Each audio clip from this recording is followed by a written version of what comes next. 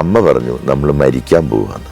അമ്മ ആദ്യം അതിലേക്ക് ചാടും. അത് കഴിയുമ്പോൾ മക്കൾ ഓരോരുത്തരായിട്ട് ഈ ഡാമിലേക്ക് എടുത്ത് ചാടണം എന്ന് പറയാം. ജെസ്സി ചിതേന്ദ്രൻ ചോദിച്ചു, അമ്മ ഞങ്ങളെ ഓരോരുത്തരും അങ്ങ് എടുത്തിട്ട് അമ്മ ചാടിയാൽ മതി. അപ്പം അമ്മ ചാടി കഴിഞ്ഞിട്ട് ഞങ്ങളിൽ ആരെങ്കിലും ചാടാതിരുന്നാൽ ഞങ്ങൾക്ക് എങ്ങനെ ജീവിക്കാൻ പറ്റുന്നെന്ന്. ഇത് തീർത്തും അസാധാരണമായ ഒരു ജീവിത കഥയാണ്. ഇടുക്കിയിലെ കിഴക്കൻ മലയോരത്തെ കമ്പിളിക്കണ്ടം എന്ന ഗ്രാമത്തിൽ ജനിച്ച് ഫ്രാൻസിലെ പ്രശസ്തമായ യൂണിവേഴ്സിറ്റികളിൽ അസോസിയേറ്റ് പ്രൊഫസർ വരെ ആയി തീർന്ന ഒരാളുടെ ആഞ്ഞു കൊത്തുന്ന അനുഭവങ്ങളുടെ വിവരണം. ഈ ഗോതമ്പ് കഞ്ഞി എന്ന് പറയുന്നത് ഗോതമ്പ് കുറവാണ്, അതിനകത്ത് വെള്ളമാണ് കൂടുതൽ. ഈ വെളുത്ത പുഴു ചത്തു കഴിഞ്ഞാൽ പിന്നെ പൊങ്ങിയാണ് കിടക്കുന്നത്. അപ്പൊ നമുക്കത് അറപ്പ് കാണിച്ച് കഴിക്കാതിരിക്കാനൊന്നും പറ്റത്തില്ല. ശരിക്കും അങ്ങനെ അറപ്പൊന്നും ഉണ്ടായിരുന്നില്ല. ബാബു അബ്രഹാം നിർധനനും നിരാലംബനുമായ ഒരു ബാലൻ മൂല്യങ്ങൾ മുറുകെ പിടിച്ചു വളർന്ന് ജീവിത വിജയം നേടിയ അത്ഭുതകരമായ കഥയുണ്ട് ഇതിൽ. സെപ്റ്റിക് ടാങ്ക് ക്ലീൻ ചെയ്യാനായിട്ട് രാജേട്ടൻ ഇതിനകത്തേക്ക് ഇറങ്ങും. ഇത് വള്ളിക്കൊട്ടയിലാക്കി ജോസേട്ടനോ ആരെങ്കിലും ചേട്ടന്മാർ പിടിച്ച് നമ്മുടെ തലയിലേക്ക് തരും. ചിലപ്പം മഴയുള്ള സമയമായിരിക്കും, അന്നേരം ഇതിങ്ങനെ ഒലിച്ചിറങ്ങും. എനിക്കന്നേരം ശരിക്കും ഉണ്ടായിരുന്ന ഫീലിംഗ് വൈകുന്നേരം കിട്ടുന്ന ഭക്ഷണമാണ്. ഭക്ഷണം എന്ന് പറഞ്ഞാൽ ബീഫ് ഇറച്ചിക്കറി ഒരു തവി കിട്ടും. കണ്ണീരുടങ്ങാത്ത ബാല്യകാല സംഭവങ്ങൾ. അപ്പൊ ആ റേഷൻ കടയിൽ നിന്ന് അരിയൊക്കെ മേടിച്ചിങ്ങനെ പിടിച്ചു നിൽക്കുമ്പം അപ്പൻ്റെ ഇളയ അനിയൻ ഇറങ്ങി വന്ന് ഒരൊറ്റ അടി അമ്മയ്ക്കിട്ട് കൊടുത്തു. ഒരനിയൻ അമ്മയെ പിടിച്ചു നിർത്തി. വല്യപ്പൻ നന്നായി തെറി പറയുന്നുണ്ട്. ആ നാട്ടിലുള്ള പുരുഷ പ്രമാണി കേസരികളെല്ലാം ഇത് കണ്ടു നിൽപ്പുണ്ട്. പേടിത്തൂറിയായ ഞാനിതെല്ലാം കണ്ടു വിറയ്ക്കുന്നുണ്ട്. ഭീതിതമായ നേരനുഭവങ്ങൾ. എന്ത് ചെയ്യും എന്നിങ്ങനെ നോക്കി പോകാനുള്ളൊരു തത്രപ്പാടിൽ നിൽക്കുമ്പോഴേക്കുമാണ് ഈ മനുഷ്യൻ ഒരു തോർത്തൊക്കെ കൊടുത്ത് പുറത്തേക്ക് ഇറങ്ങി വന്നു. അയാൾ എന്നെ പുറകിൽ നിന്ന് ഇങ്ങനെ കെട്ടിപ്പിടിച്ചെൻ്റെ പുറകിലും മുതുകിലും ഒക്കെ ഉമ്മ വെക്കാൻ തുടങ്ങി. നേരിടേണ്ടി വന്ന അവജ്ഞയും അവഹേളനവും അവഗണനയും. രാത്രിയിൽ എപ്പോഴും എൻ്റെ കാലിൻ്റെ പുറംതൊടയിലൊരു ലാത്തി കൊണ്ടുള്ള ഒരു കഠിനമായ അടിയേറ്റാണ് ഞാൻ ഏൽക്കുന്നത്. ലാത്തി ഇങ്ങനെ കറക്കിക്കൊണ്ടിരുന്ന ആ പോലീസുകാരനാണ് എൻ്റെ മുമ്പിൽ നിൽക്കുന്നത്. അയാളാണ് എനിക്ക് ടൈറ്റ്. ഈ അടുത്ത കാലത്ത് വിൽപ്പനയിൽ റെക്കോർഡ് സൃഷ്ടിച്ച കമ്പിളി കണ്ടത്തെ കടൽഭരണികൾ എന്ന പുസ്തകത്തിന്റെ രചയിതാവ് ബാബു അബ്രഹാം അത്ഭുതത്തോടെയും ഞെട്ടലോടെയും മാത്രം കേട്ടിരിക്കാവുന്ന തന്റെ അനുഭവങ്ങൾ നേരിട്ട് വിവരിക്കുന്നു. കുട്ടിക്കാലത്തിലെ എൻ്റെ ഓർമ്മ ശരിക്കും ആരംഭിക്കുന്ന അല്ലെങ്കിൽ നിലനിന്ന് പോകുന്നത് എന്ന് പറയുന്നത് എനിക്കൊരു 4.5 വയസ്സുള്ളപ്പോഴാണ്. അപ്പോൾ എല്ലാ ദിവസവും തുടർന്ന് പോന്നിരുന്ന ഒരു ശീലമുണ്ട്. എന്നെ നഴ്സറിയിലോ ആശാൻ കളരിയിലോ ഒന്നും അമ്മ ചേർത്തിരുന്നില്ല, അല്ലെങ്കിൽ അപ്പനും ചേർത്തിരുന്നില്ല. എൻ്റെ ഇളയ അനുജത്തി ബിന്ദുവിനോടൊപ്പം ഞങ്ങളുടെ നാട്ടിലെ ഏറ്റവും സമ്പന്നമായ ഒരു കുടുംബമുണ്ട്. ആ പൂങ്കിടിക്കാരുടെ വീട്ടിൽ അവർക്കവിടെ ആനയുണ്ടായിരുന്നു. ആനയും ജീപ്പും ലോറിയും ഒക്കെയുള്ള ഒരു കുടുംബം മാത്രമേ ഞങ്ങളുടെ നാട്ടിൽ കമ്പിളികണ്ടത്തുണ്ടായിരുന്നുള്ളൂ. അപ്പോൾ വീടിൻ്റെ അടുത്തുനിന്ന് കുന്നുകയറി ചെറിയ നടവഴിയിലൂടെ മേക്കാട്ടുകാരുടെ പറമ്പൊക്കെ കടന്ന് തോടും പാടവുമെല്ലാം അവളുടെ കൈ പിടിച്ച് പോയി പോകുന്ന വഴിക്ക് കൊങ്ങിണിപ്പൂക്കളും കൊങ്ങിണിക്കാകളും ഒക്കെ പറിച്ച് അതൊക്കെ ചവച്ച് തിന്ന് തുപ്പി നടന്നു പോകുന്ന ആ കുട്ടിക്കാലം. അമ്മ തൊട്ടടുത്ത പറമ്പിൽ അയൽക്കാരുടെയൊക്കെ പറമ്പിൽ എവിടെയെങ്കിലുമൊക്കെ പണിക്ക് പോയിട്ടുണ്ടാവും. അപ്പൻ ഉച്ചവരെയൊക്കെ പണിയുന്നു എന്നൊക്കെ നടിച്ച് എന്തെങ്കിലുമൊക്കെ പറമ്പിൽ കൊത്തിക്കിളച്ചിട്ട് ടൗണിലേക്ക് പോകും. ടൗൺ എന്ന് പറയുന്നത് 2-3 കടകൾ ഉൾപ്പെടുന്ന ഒരു ചെറിയ ഗ്രാമത്തിലെയാണിത്, ഇടുക്കിയിൽ കമ്പിളികണ്ടം. അത് പിന്നെ മരച്ചുവട്ടിലും കെട്ടിടങ്ങളിലും ഒക്കെ ഇരുന്ന് ചീട്ടുകളി സംഘങ്ങളിൽ കാശ് വെച്ച് കളിച്ചും പലചരക്ക് സാധനങ്ങളൊക്കെ വാങ്ങാൻ പോകുന്നതായിരിക്കും ഈ പോക്ക്. മിക്കവാറും അമ്മ ഈ തൊടിയിലൊക്കെ പണിത് കിട്ടുന്ന പൈസയൊക്കെ എടുത്തായിരിക്കും പോകുന്നത്. മിക്കവാറും രാത്രികളിലൊക്കെ മടങ്ങി വരുന്നത് പലചരക്ക് സാധനങ്ങളൊന്നും വാങ്ങാതെ തന്നെയാവും. അപ്പോൾ ഈ ഉച്ച കഴിയുന്ന സമയങ്ങളിൽ മൂത്ത 2 ചേച്ചിമാർ പള്ളിക്കൂടത്തിൽ പോയിട്ട് വരുന്ന കാത്തുള്ള ഇരിപ്പിൽ ഞാൻ ബിന്ദുവിനെയും കൂട്ടി പൂങ്കിടിക്കാരുടെ ആന അവരുടെ മുറ്റത്ത് ഈ പനയോല തിന്ന് നിൽക്കുന്നത് കാണാൻ പോകും. ബിന്ദുവിനെയും കൂട്ടി അത് കഴിഞ്ഞ് അവരുടെ വീടിന് തൊട്ടപ്പുറത്തായിട്ട് വഴിയരികിൽ ഒരു ചെറിയ ഷെഡുണ്ട്. ആ ഷെഡിൽ അക്കാലത്ത് സാറാമ്മ ആശാത്തി നടത്തിയിരുന്ന ഒരു കളരിയുണ്ട്.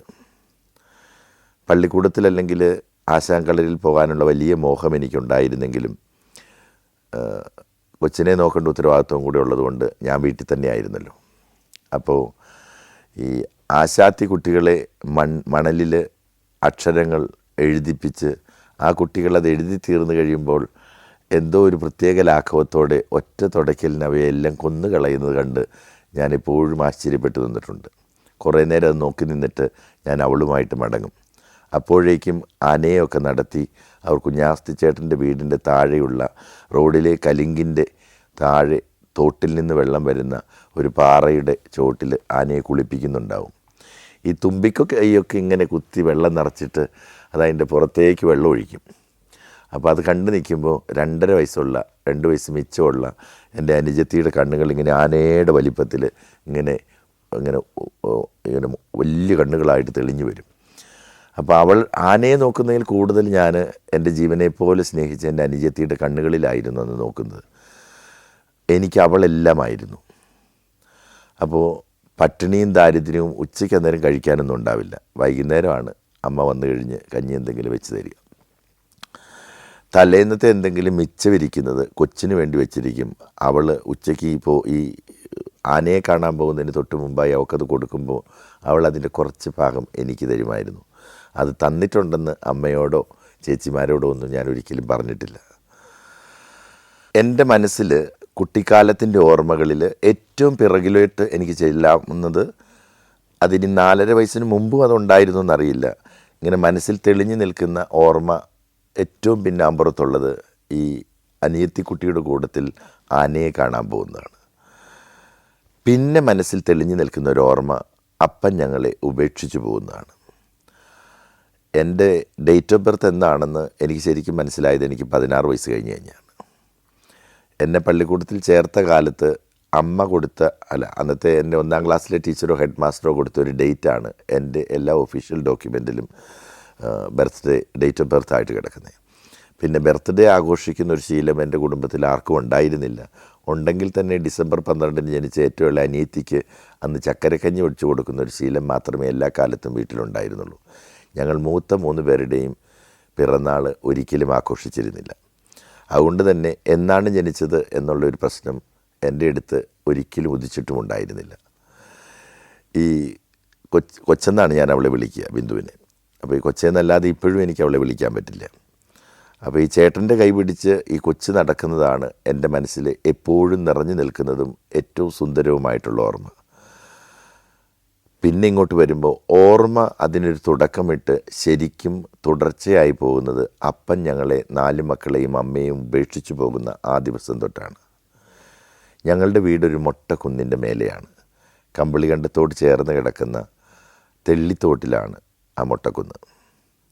അതിൻ്റെ തൊട്ടക്കരയായി ഈ തെള്ളിത്തോട് എന്ന് പറയുന്നൊരു തോടാണ്. ആ തോട് ഒഴുകുന്നത് ഒരു പാറയുടെ മുകളിൽ കൂടിയാണ്, കുഞ്ചിരക്കാട്ട് പാറ.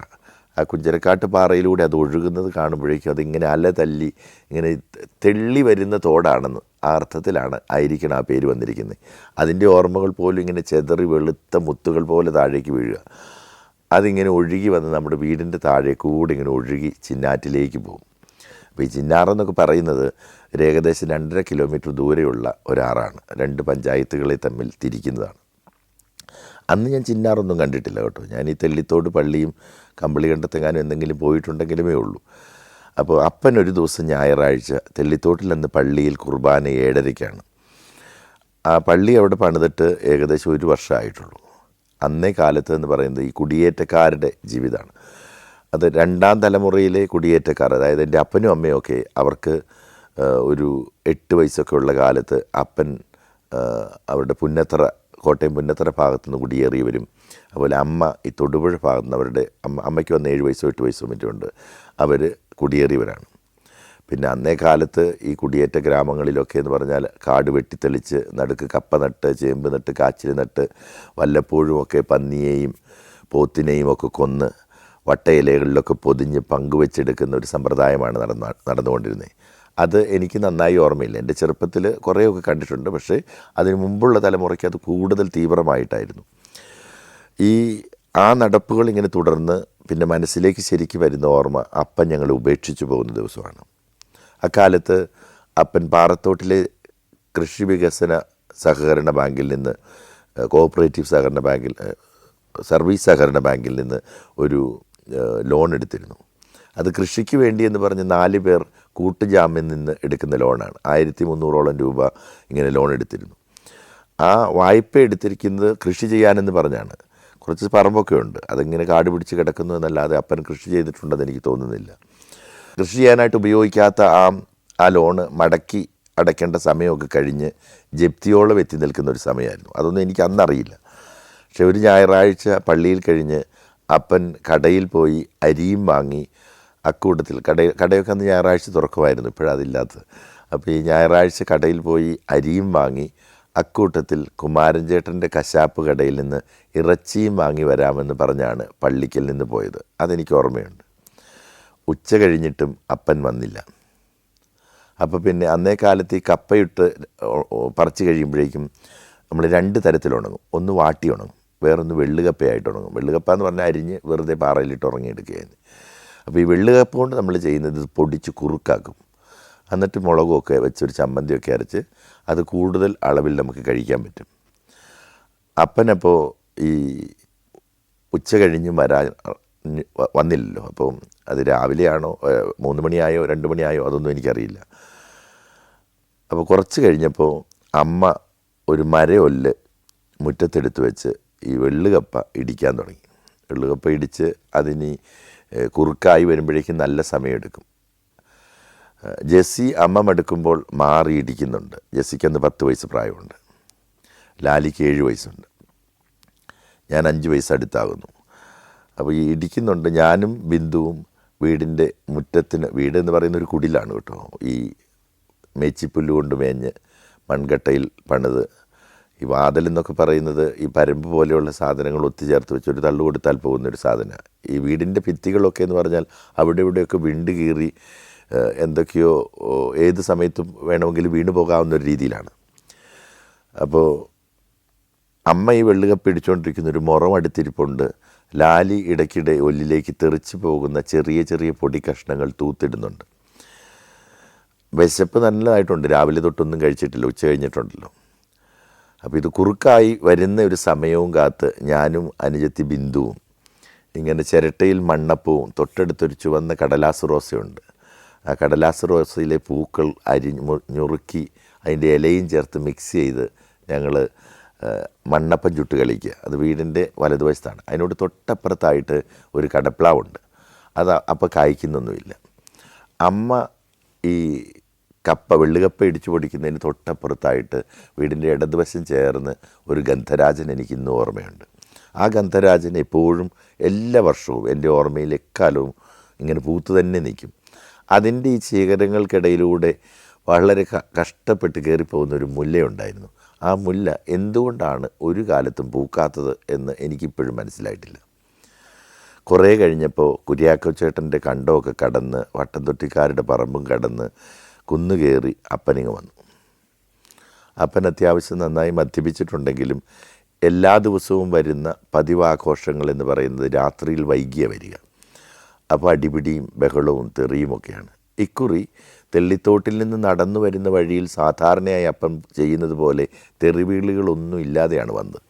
തെറി പറയുന്നില്ല, ബഹളങ്ങളില്ല, ഒച്ചവെക്കലില്ല. വീട്ടിൽ വന്നു. അപ്പോൾ എൻ്റെ നേരെ മൂത്ത സഹോദരി ലാലിയോട് അപ്പനൊരു പ്രത്യേക ഇഷ്ടമുണ്ട്. അവളെ ലാല എന്നാണ് വിളിക്കുന്നത്. അപ്പോൾ അവളെ വിളിച്ച് മടിയിലിരുത്തിയിട്ട് അപ്പം പറയുക, അപ്പൻ മലബാറിന് പോവുക. മലബാറിന് പോയിട്ട് എന്താ ചെയ്യുക? അപ്പോൾ അപ്പൻ ഇവിടെ കുറച്ച് കടമുണ്ട്, ഈ ബാങ്കുകാർ ശരിയല്ല, അതുകൊണ്ട് അവർ നമ്മുടെ വീടും കൊണ്ട് പോകും, അതുകൊണ്ട് അപ്പൻ മലബാറിൽ പോയിട്ട് കുറച്ച് കാശൊക്കെ ഉണ്ടാക്കി വരാം എന്ന് പറഞ്ഞ് കൊച്ചിനോടാണ് പറയുന്നത്. പക്ഷേ ഈ ചേച്ചിക്ക് ലാലിക്ക് കൃത്യമായി ഇത് എന്താണെന്ന് പോലും മനസ്സിലാവുന്നുണ്ടാവില്ല. പക്ഷെ അമ്മയ്ക്ക് മനസ്സിലായിട്ടുണ്ട് അത് അമ്മയോടാണ് അത് പറയുന്നതെന്ന്. എന്തുകൊണ്ടാണ് നേരെ പറയാത്തത് എന്ന് പോലും എനിക്ക് മനസ്സിലാകുന്നില്ല. അടിപിടിയുടെ ഒരു സാഹചര്യത്തിലാണെങ്കിൽ പിന്നെ വഴക്കിലാണെന്ന് ഓർക്കാം. അപ്പം അന്നേരം അടിയൊന്നും നടക്കുന്നില്ല. ഇദ്ദേഹം ഇങ്ങനെ പറയുന്നു.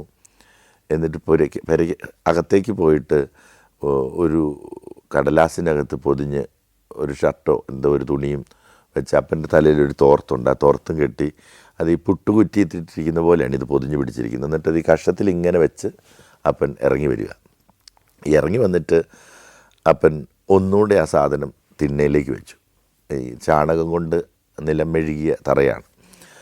അവിടെ വെച്ചിട്ട് ലാലിയെ ഒന്നുകൂടി എടുത്ത് ഉമ്മയൊക്കെ വെച്ചിട്ട് വീണ്ടും അത് എടുത്ത് വെച്ച് ഞാനും ബിന്ദുവും ഒക്കെ ചുട്ടുകൂട്ടിക്കൊണ്ടിരുന്ന ആ മണ്ണപ്പത്തിൻ്റെ മേലെ കൂടെ നടന്ന് അതിനെല്ലാം നശിപ്പിച്ചുകൊണ്ടാണ് താഴേക്ക് ഇറങ്ങിപ്പോകുന്നത്. അതിനിടയ്ക്ക് അമ്മ വന്നിട്ട് നിങ്ങളിങ്ങനെ പറഞ്ഞാൽ എങ്ങനെ ശരിയാകുന്ന മനുഷ്യനെ, ഞാൻ ഈ 4 പിള്ളേരെയും കൊണ്ടൊരു പെണ്ണെന്നാ ചെയ്യും, ഈ ബാങ്കുകാരോട് ഞാൻ എന്ത് സമാധാനം പറയും, ഞാൻ ഒറ്റയ്ക്ക് എങ്ങനെ ജീവിക്കും എന്നെല്ലാം പറഞ്ഞ് അലമുറയിടുന്നുണ്ട്. അപ്പോൾ അതിനൊന്നും മറുപടി പറഞ്ഞില്ല. അങ്ങനെ അലമുറയിട്ടാൽ സാധാരണ ദിവസങ്ങളിൽ നല്ല അടി കിട്ടേണ്ടത് അമ്മയ്ക്ക്. അന്ന് അതുണ്ടായില്ല. അപ്പൻ അതിനൊന്നും മറുപടി പറയാതെയാണ് ഈ മണ്ണപ്പങ്ങളുടെ മേലെ ചവിട്ടി താഴേക്ക് അങ്ങ് ഇറങ്ങിപ്പോകുന്നത്. Alaska, Romania, Austria, Slovakia, Phuket 5 രാജ്യങ്ങളിൽ നിന്നുള്ള അപൂർവ സുന്ദരമായ അനേകം കാഴ്ചകൾ ഫുൾ HDയിലുള്ള ഈ അപൂർവ ദൃശ്യയാത്രാ വിവരണ ശേഖരം സ്വന്തമാക്കാൻ 99544422 എന്ന നമ്പറിലേക്ക് സഞ്ചാരം എന്ന് SMS ചെയ്യൂ. അപ്പനങ്ങ് പോയി. അമ്മ അലമുറയിട്ട് ചങ്കയിട്ടിരിക്കുന്നു. ഇനി എന്ത് ചെയ്യും എന്നൊക്കെ ചോദിച്ച് ഈ മക്കളെയൊക്കെ ചേർത്തിരുത്തി തിണ്ണയിലിരുന്ന് കുറേ നേരം കഴിയുന്നു.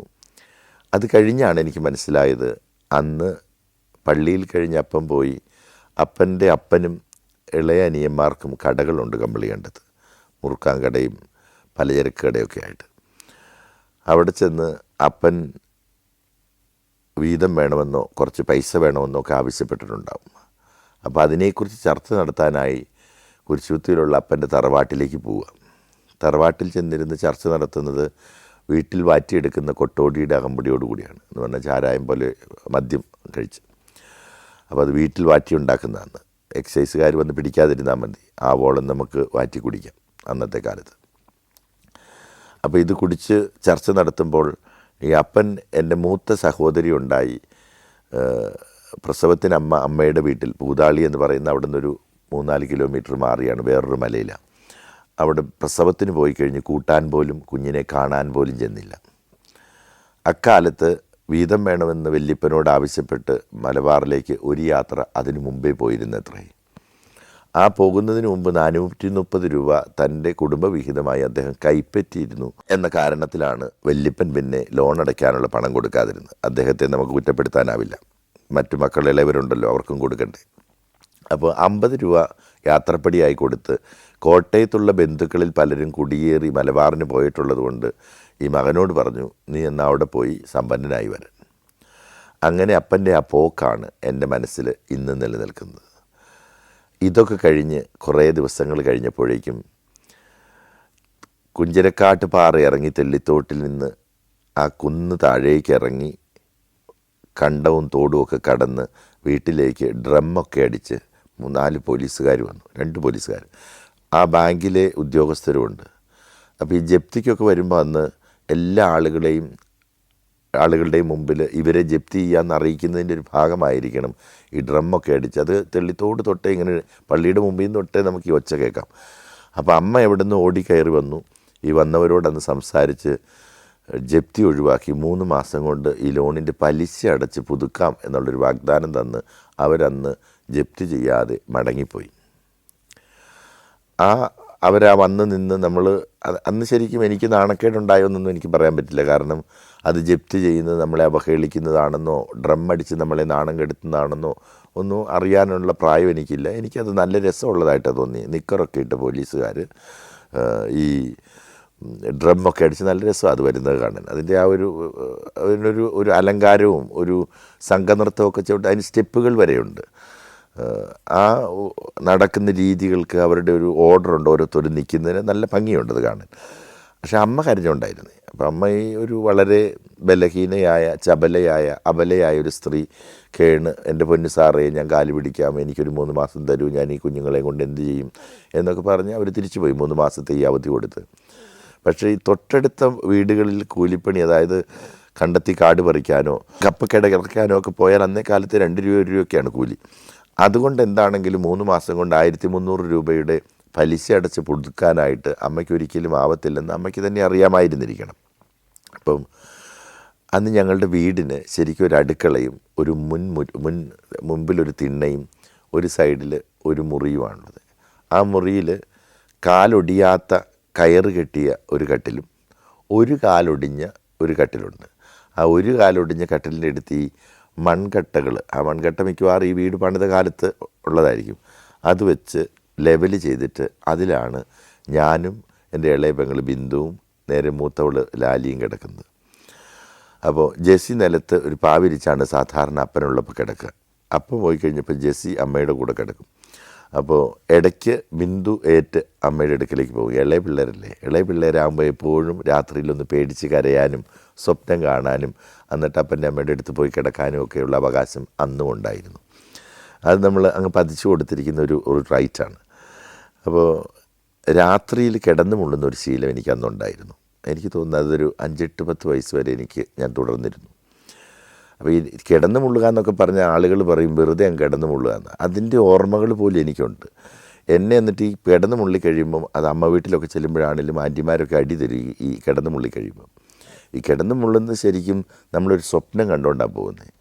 അപ്പോൾ എൻ്റെ മനസ്സിൽ എപ്പോഴും ഉള്ളത് എൻ്റെ അമ്മ വീടിൻ്റെ താഴെ കണ്ടത്തിൽ തോട് കടന്ന് കണ്ടത്തിൻ്റെ വരമ്പിലൂടെ നടന്ന് ഒരു ഉണ്ടപ്പാറയും കടന്നിട്ട് അക്കരെ ചെല്ലുമ്പോൾ നിരക്കി നിൽക്കുന്ന ഒരു 9 കവുങ്ങുകളുണ്ട്. ആ കവുങ്ങളുടെ ഒന്നിൻ്റെ ചോട്ടിൽ ചെല്ലുമ്പോൾ എനിക്ക് മുള്ളാൻ പറ്റും. അപ്പോൾ ഞാനങ്ങ് മുള്ളും. അന്നേരം ഞാൻ നോക്കുമ്പം അന്നേരം ഒറ്റ അടി എവിടെ നിന്നെങ്കിലും കിട്ടും. നോക്കുമ്പോൾ കട്ടിലേക്ക് കിടക്കുക. അപ്പോൾ ഈ അപ്പൻ പോയ അന്നാണോ അത് കഴിഞ്ഞുള്ളൊരു ദിവസമാണോ എന്നറിയില്ല, ഒരു രാത്രി ബിന്ദുവും ലാലിയും ഞാനും ഒന്നിച്ച് ആ ഒരു കാലൊടിഞ്ഞ കട്ടിൽ കിടക്കായിരുന്നു. അപ്പോൾ ഈ സ്വപ്നത്തിൻ്റെ ഒരു മൊമെൻറ്റിൽ തന്നെ ആയിരുന്നിരിക്കണം. പക്ഷേ ഞാൻ ഒച്ച പുറത്തുനിന്ന് കേട്ടു. അത് അമ്മയുടെയും ജെസ്സിയുടെയും 10 വയസ്സുള്ള എൻ്റെ സഹോദരിയുടെയും വർത്തമാനമാണെന്ന് എനിക്ക് മനസ്സിലായിരുന്നു. അപ്പോൾ എൻ്റെ മുള്ളാനുള്ള ശങ്ക വന്നു. അപ്പോൾ ഞാൻ പുറത്തിറങ്ങി. അമ്മയും ജെസ്സിയും കരഞ്ഞ് കലങ്ങിയ കണ്ണുകളൊക്കെ ആയിട്ട് അവിടെ ഇരിപ്പുണ്ട്. ആ മുറ്റത്തെ ഗന്ധരാജൻ്റെ ചോട്ടിൽ പോയി മൂത്രം ഒഴിച്ചു വന്ന് അവർ ഒന്നുകൂടെ നോക്കി. അപ്പോൾ വളരെ ദുഃഖിച്ച് അവരിയ്ക്കുന്നത്. എന്തോ ഭയങ്കര ദുരന്തം ഉണ്ടാകാൻ പോകുന്നതോ ഉണ്ടായതുപോലെയൊക്കെ അവരിയ്ക്കുന്നത്. അത് കേട്ട് ഞാൻ അകത്തേക്ക് കയറി വന്നു. ഞാൻ കിടന്നു. ഒരിച്ചിരി കഴിയുമ്പോഴേക്കും അമ്മ വന്ന് ഈ 2 വയസ്സുള്ള ബിന്ദുവിനെ എടുത്ത് തോളത്തിട്ടു. ഞാനന്നൊരു നിക്കർ മാത്രം ഇട്ട് കുത്തി വെച്ചിരിക്കുകയാണ്. ദേഹത്ത് ഷർട്ടൊന്നുമില്ല. ജെസ്സിയാണോ ലാലിയാണോ എന്നറിയത്തില്ല, അവരിൽ ഒരാളിൻ്റെ കൈ പിടിച്ചിരുന്നു. രാത്രി ഒരു 2 മണിയൊക്കെ ആയി കാണും. ഇപ്പോൾ വെളുത്തിട്ടില്ല, നല്ല ഇരുട്ടാണ്, ചെറിയൊരു നിലാവുണ്ട്. ഞങ്ങൾ അവിടെ നിന്ന് ഇറങ്ങി താഴെ കണ്ടത്തിലൂടെ വരമ്പിലൂടെ നടന്ന് വട്ടം തൊട്ടിക്കാരുടെ കുന്നൊക്കെ കയറി കുഞ്ചരക്കാട്ട് പാറയിലെ തോടൊക്കെ മുറിച്ച് കടത്ത് തെള്ളിത്തോട് പള്ളിയിലെത്തി. പള്ളി മുകളിലൊരു ചെറിയ കുന്നിലാണ്. അതിൻ്റെ തൊട്ട് താഴെ മുമ്പിലെന്ന് പറഞ്ഞാൽ 100 മീറ്റർ താഴെ ഉള്ളൂ. നമുക്ക് വഴിയിൽ നിൽക്കുമ്പോൾ തന്നെ അപ്പോൾ മിറ്റിൽ വിരിച്ച വഴിയാണ്, ഇന്നത്തെ പോലെ ടാർ റോഡല്ല. അതിനരികിൽ ഒരു നീല കുരിശ് ഇങ്ങനെ നിൽപ്പുണ്ട്. കുരിശിലൊന്നുമില്ല, കുരിശ് പള്ളിയൊന്നും ആയിട്ടില്ല. അപ്പോൾ അന്നേ കാലത്തൊന്നും ഇപ്പോഴത്തെ പോലെയൊന്നും ഇങ്ങനെ നേർച്ചപ്പെട്ടിക്ക് കാവൽ നിൽക്കുന്ന ഈ വിശുദ്ധന്മാരൊന്നും എല്ലാ വളവുകളിലും ഉണ്ടായിരുന്നുമില്ല കേട്ടോ. ആ കുരിശിൻ്റെ ചോട്ടിലും ഒരു വളരെ അനാഥനായി നിൽക്കുന്ന, ആരും കൂട്ടിനില്ലാത്തൊരു കുരിശ്. ആ കുരിശിൻ്റെ ചോട്ടിലൊരു ഓവൽ ഷേപ്പിൽ ഇങ്ങനെ ഇരിക്കുന്ന ഒരു നീല ഭണ്ഡാരവുമുണ്ട് നേർച്ചയിടാനുള്ളത്. അപ്പോൾ തൊട്ടടുത്ത് തന്നെ മേക്കാട്ടിയെടുത്തിയുടെ ചായക്കടയുണ്ട്. ആ ചായക്കടയിൽ അക്കാലത്ത് നമുക്ക് ചാരായവും കിട്ടുമായിരുന്നു. അപ്പനിടയ്ക്കും വല്യപ്പനും ഒക്കെ അവിടെ പോയിരുന്ന് കുടിക്കുന്നത് ഞാൻ കണ്ടിട്ടുണ്ട്. അതിന് നേരെ എതിർവശത്താണ് റേഷൻ കട. അപ്പോൾ അവിടെ നിന്നിട്ട് അമ്മ ബിന്ദുവിനെ അവിടെ നിർത്തി. എന്നിട്ട് നോക്കുമ്പോഴേക്കും അമ്മ ഈ തോർത്തൊക്കെ വലിച്ചിട്ട് ഈ എൻ്റെ ക്രിസ്തുരാജ, എന്നാലും നീ എന്നോട് ഇത് ചെയ്തല്ലോ എന്ന് ഇതിലവിടെ നിൽക്കുക. കണ്ണിങ്ങനെ നിറഞ്ഞൊഴുകുന്നുണ്ട്, വളരെ സങ്കടപ്പെട്ട്. പക്ഷെ ജെസ്സിക്ക് ഇതെന്ത് പരിപാടിയാണെന്നൊക്കെ കൃത്യമായിട്ടറിയാം. ചിലപ്പോൾ അവൾക്ക് 10 വയസ്സായിട്ടുണ്ടല്ലോ, അത് ആ പ്രായത്തിൻ്റെ പക്വതയാണോ എന്നറിയത്തില്ല. അത് അമ്മ ഓൾറെഡി അവളോട് എല്ലാം ഡീറ്റെയിൽ ആയിട്ട് ഡിസ്കസ് ചെയ്തതുമായിരിക്കാം. അതുകൊണ്ടായിരിക്കാം അവൾ കംഫർട്ടബിളായിട്ട് ഇങ്ങനെ നിൽപ്പുണ്ട്. പക്ഷേ ഭയങ്കര ദുഃഖത്തിലാണ് നിൽക്കുന്നത്. അപ്പോൾ അമ്മ പറഞ്ഞു, നമ്മൾ മരിക്കാൻ പോകാമെന്നൊക്കെ ഒരു 5 വയസ്സായി എന്നോട് അന്ന് പറഞ്ഞപ്പോൾ ശരിക്കും ഞാൻ ഓർത്ത് ഇത്രയും നേരത്തെ ഏറ്റു പോകുന്നതല്ലേ. പൂതാളിൽ അമ്മ വീട്ടിലൊക്കെ പോകുന്നതാണ് നമുക്ക് ആകെയുള്ള പോക്കണം. അവിടെയൊക്കെ പോകുമ്പോൾ നമുക്ക് പകൽ പോയാൽ മതി, രാവിലെയോ ഉച്ച കഴിഞ്ഞോ ഒക്കെ പോയാൽ മതി. അപ്പം മരിക്കാനായിട്ട് പോകുന്നത് വളരെ ദൂരത്തുള്ളൊരു സ്ഥലത്തേക്ക് നമ്മൾ യാത്ര പോകുന്ന പോലെയാണ് അന്ന് എനിക്ക് തോന്നിയത്, ഈ 5 വയസ്സുള്ള കൊച്ചിന്. അപ്പം ഞാൻ അമ്മ പറഞ്ഞപ്പോൾ ഓർത്ത് ശരിക്കും എവിടെയോ ടൂറ് പോകുന്നതാണ്. അപ്പോൾ അങ്ങനെ ടൂറ് പോകുന്ന ലാഘവത്തിൽ നമ്മൾ നിൽക്കുമ്പോഴേ അമ്മ കരഞ്ഞുകൊണ്ടും ഇരിക്കുന്നുണ്ട്. അമ്മ പറഞ്ഞു, നമ്മൾ കല്ലാർകുട്ടി ഡാമിലേക്കാണ് പോകുന്നത്. അതൊരു ഏകദേശം 6 കിലോമീറ്റർ അകലെയാണ്. ഇപ്പോഴേ എനിക്കത് അറിയത്തുള്ളൂ. അന്ന് എന്തൊരു അകലമുണ്ടെന്ന് അവിടെ ഒന്നും ഞാൻ കണ്ടിട്ടില്ല.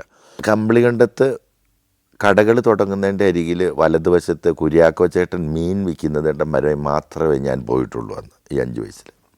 അപ്പോൾ അത് കഴിഞ്ഞുള്ള 6 കിലോമീറ്റർ അപ്പുറയുള്ള ഈ കല്ലാർകുട്ടി ഡാമൊന്നും എനിക്കറിയത്തില്ല.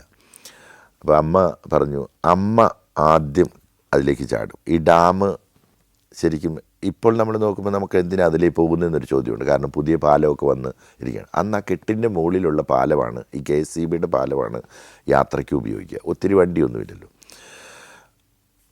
അവിടെ നിന്ന് അമ്മ അങ്ങ് എടുത്തി ചാടും. അത് കഴിയുമ്പോൾ മക്കൾ ഓരോരുത്തരായിട്ട് ഈ ഡാമിലേക്ക് എടുത്ത് ചാടണം എന്ന് പറയാം. അപ്പോൾ അങ്ങനെ പറഞ്ഞു കഴിഞ്ഞപ്പോഴേക്കും ജെസ്സി ചിദാനന്ദൻ പറഞ്ഞു അമ്മേ അങ്ങനെ അമ്മ ഞങ്ങളെ ഓരോരുത്തരും അങ്ങ് എടുത്തിട്ടേച്ച് അമ്മ ചാടിയാൽ മതി. കാരണം അമ്മ ചാടിക്കഴിഞ്ഞിച്ച് എനിക്കാണ് വെള്ളത്തിൽ ചാടാൻ പേടിയാണ്. അപ്പോൾ അമ്മ ചാടിക്കഴിഞ്ഞിച്ച് ഞങ്ങളിൽ ആരെങ്കിലും ചാടാതിരുന്നാൽ ഞങ്ങൾക്ക് എങ്ങനെ ജീവിക്കാൻ പറ്റുന്നെന്ന് ഒരു ചോദ്യം അവൾ ചോദിച്ചു. അന്നേരം എനിക്ക് ശരിക്ക് അത് മനസ്സിലായില്ല. അമ്മ പറഞ്ഞു അമ്മയ്ക്ക് ശരിക്കും മക്കളെ എടുത്ത് ഡാമിലേക്ക് ഇടാൻ പറ്റത്തില്ല. അപ്പോൾ അത് പറഞ്ഞിട്ട് അമ്മ ബിന്ദുവിനെ ആയിട്ട് മുമ്പോട്ട് നടന്നു. ജെസ്സിയോ ലാലി ആരോ ഒരാൾ എൻ്റെ കയ്യെ പിടിച്ചിട്ടുണ്ട്. നടന്ന് കമ്പളികണ്ട എത്തുന്നതിന് മുമ്പായിട്ടൊരു 300-400 മീറ്റർ തെല്ലിത്തോട്ട് പള്ളിയുടെ അടുത്ത് നടന്നു കഴിയുമ്പോൾ വഴിയുടെ താഴെയായിട്ടൊരു പെന്തക്കോസ്ത് പള്ളിയുണ്ട്. അന്നേ കാലത്തെ ഓട് വെച്ചതാ പള്ളി. ഞങ്ങളുടെ നാട്ടിൽ വളരെ ചുരുക്കമായിരുന്നു ഓട് വെച്ച വീടുകൾ പോലും. ആ പെന്തക്കോസ്ത് പള്ളിയുടെ അവിടെ ഒരു കലുങ്കുണ്ട്. ആ വളവിന് പറയുന്ന പേര് പെന്തക്കോസ്ത് വളവെന്നാണ്. ആ പെന്തക്കോസ്ത് വളവിൻ്റെ അടുത്തെത്തിയപ്പം ജെസ്സി അവളൊരു പെറ്റിക്കോട്ടായിട്ടിരിക്കുന്നത്.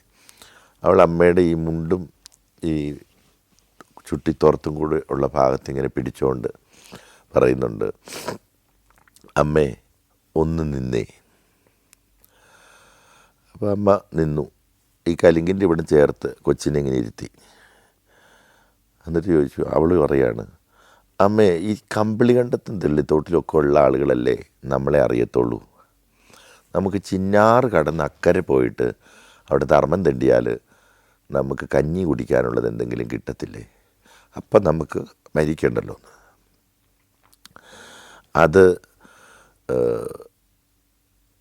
അതങ്ങനെയൊക്കെ പറഞ്ഞപ്പോൾ എനിക്ക് തോന്നുന്നു അമ്മയ്ക്ക് എന്തോ ഒരു ബോധോദയം കൊച്ചിനെ അവിടേക്ക് വെച്ച് ഇവളെ എടുത്ത് അമ്മ ഈ 10 വയസ്സുള്ള ഈ ജെസ്സിനെ എടുത്തിങ്ങ് പൊക്കിയിട്ട് ഇങ്ങനെ തോളത്തേക്ക് ഇട്ടിച്ച് ഈ മൊത്തം ഉമ്മ വെക്കാൻ തുടങ്ങി.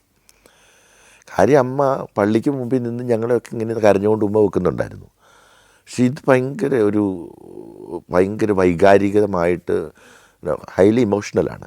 ഭയങ്കരമായിട്ട് ഉമ്മ വെച്ചിട്ട് അമ്മ അവളെൻ്റെ താഴെ നിർത്തി കൊച്ചിനെ എടുത്തു തിരിച്ച് നടക്കാൻ തുടങ്ങി.